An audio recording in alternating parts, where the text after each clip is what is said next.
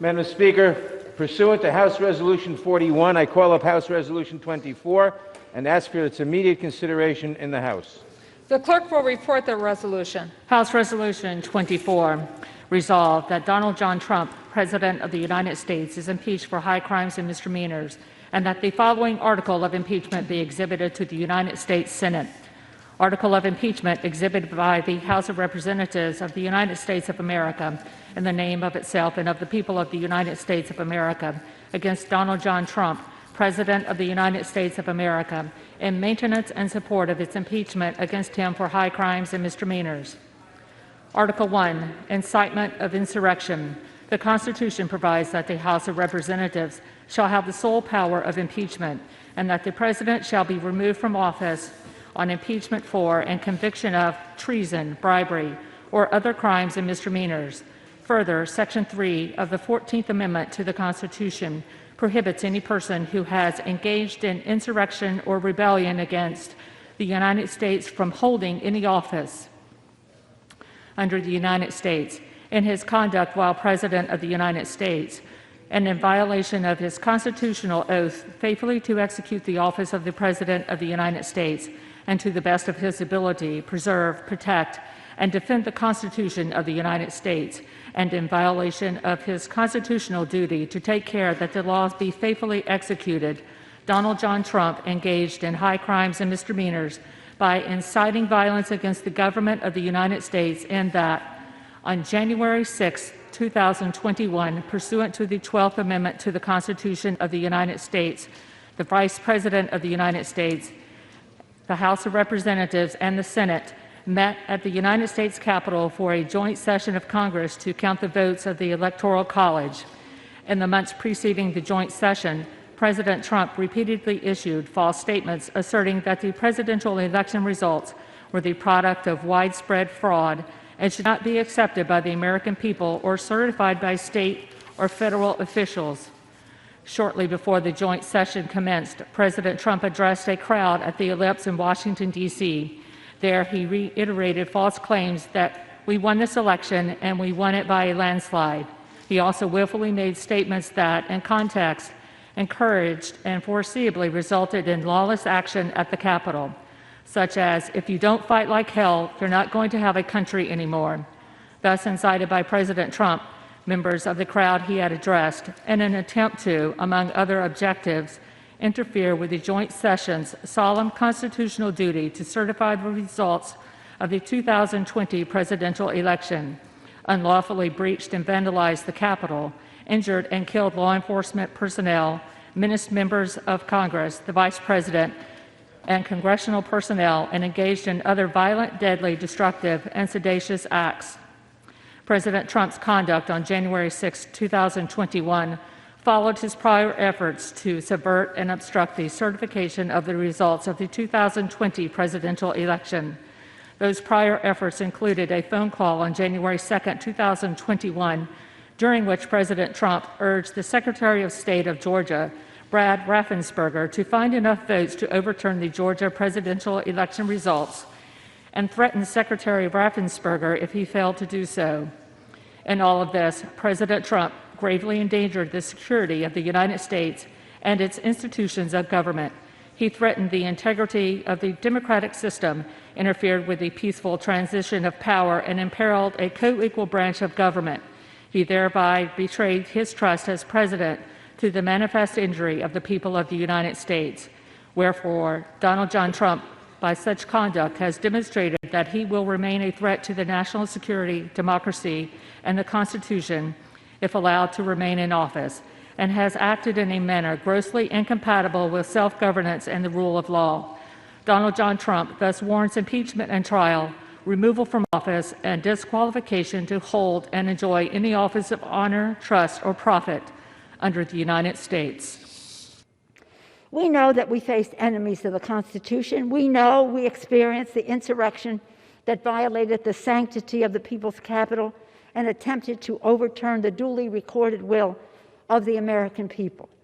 And we know that the President of the United States incited this insurrection, this armed rebellion against our common country.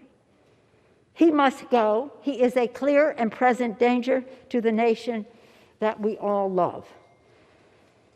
Since the presidential election in November, an election the president lost, he has repeatedly lied about the outcome, sowed self-serving doubt about democracy, and unconstitutionally sought to influence state officials to repeal reality.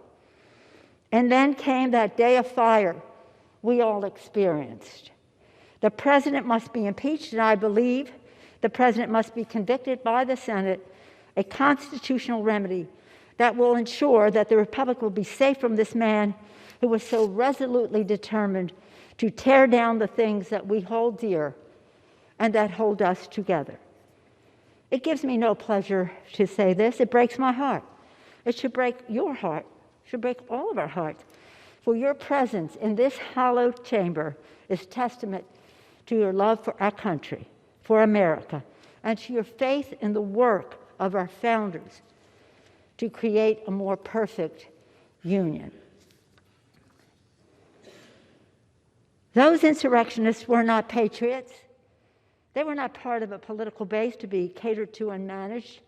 They were domestic terrorists, and justice must prevail.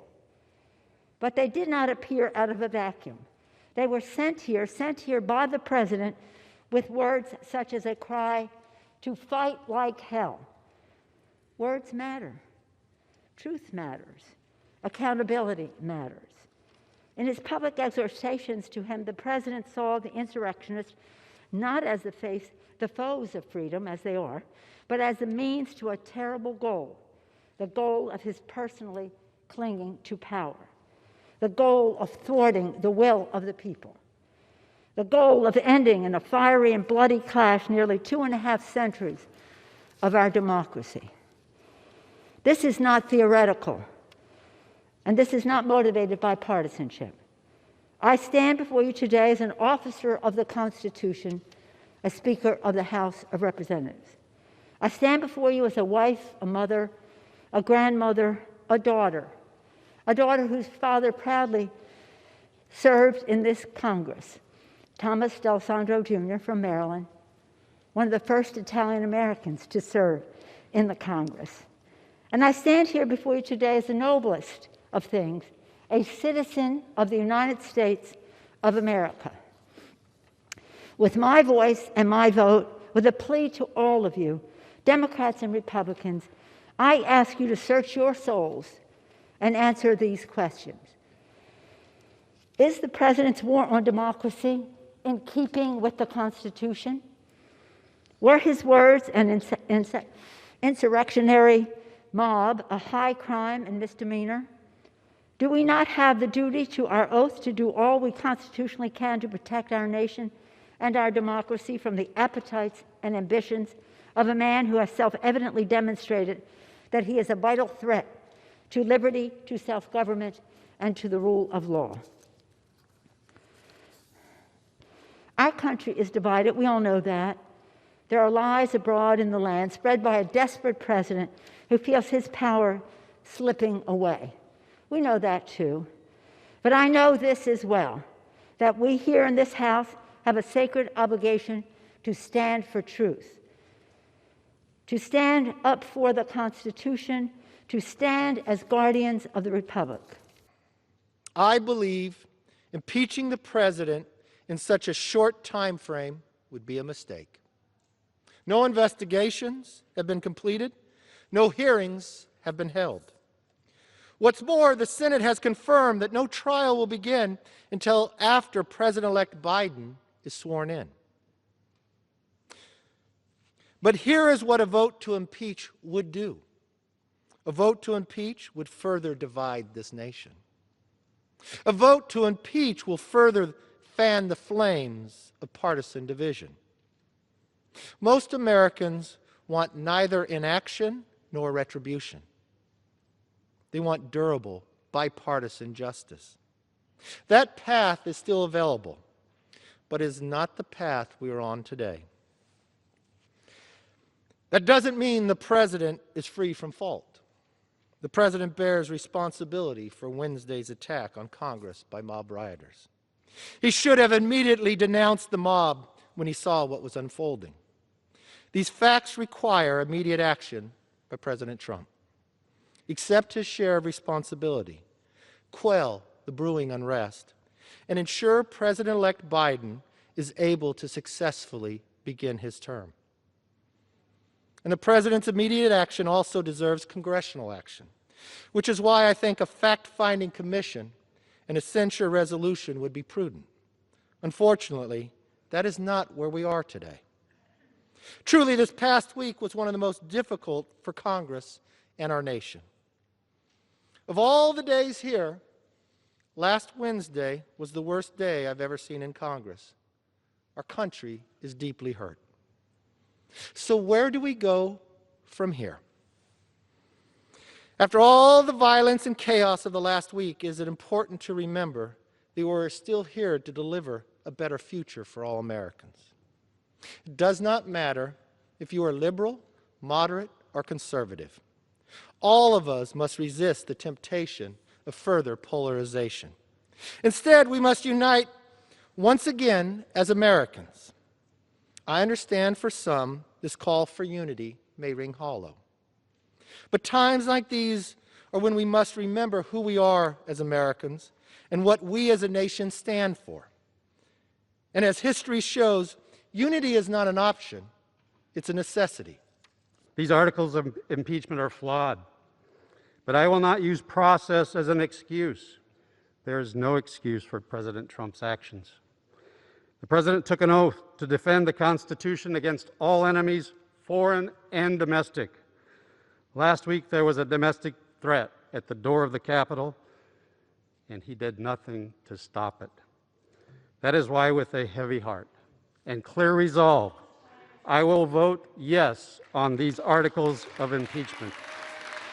I'm not afraid of losing my job, but I am afraid that my country will fail. I'm afraid patriots of this country have died in vain. I'm afraid my children won't grow up in a free country. I'm afraid injustice will prevail. But truth sets us free from fear.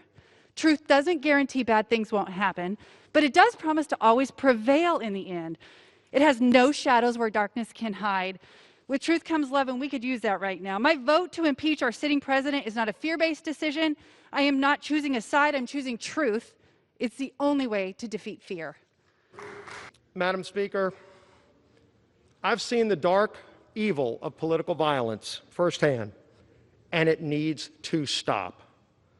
But all of us need to be unequivocal in calling it out every single time we see it, not just when it comes from the other side of the aisle. I oppose this rushed impeachment brought forward without a single hearing. And by the way, the Senate will not even take this up until President Trump is out of office. So let's keep that in mind. It will only serve to further divide a nation that is calling out for healing. This is a troubled time,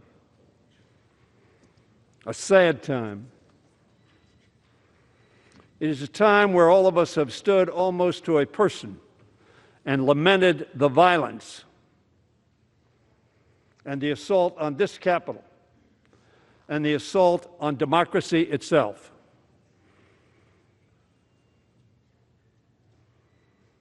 It was right to do that. But this impeachment ought to be put in the perspective of what the Republican chair of the Republican conference said it was. She said the President of the United States summoned the mob, assembled the mob, and lit the flame of that attack.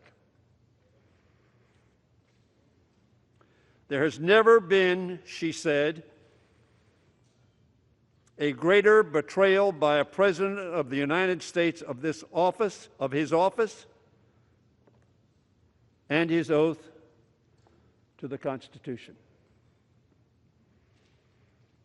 That is why we are here today. That is why we are here today, just a week before that president, at the request of the American people, will leave office.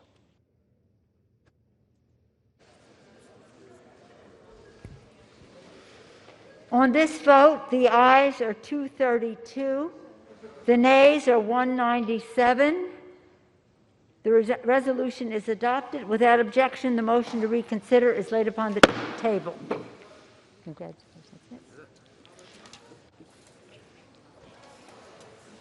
That's it. What now? That's it. It's just, and everybody, what?